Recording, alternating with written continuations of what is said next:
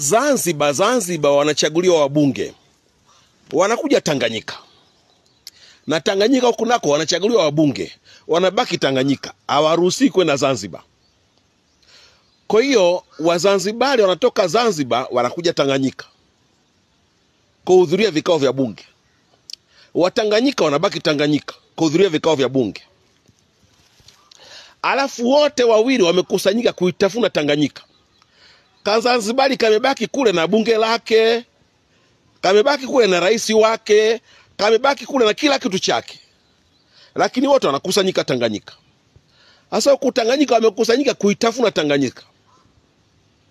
Kula mbakishie baba, kula mbakishie baba, kula mbakishie baba. Ni kuila tu Tanganyika, kodi za Tanganyika, kila kitu cha Tanganyika.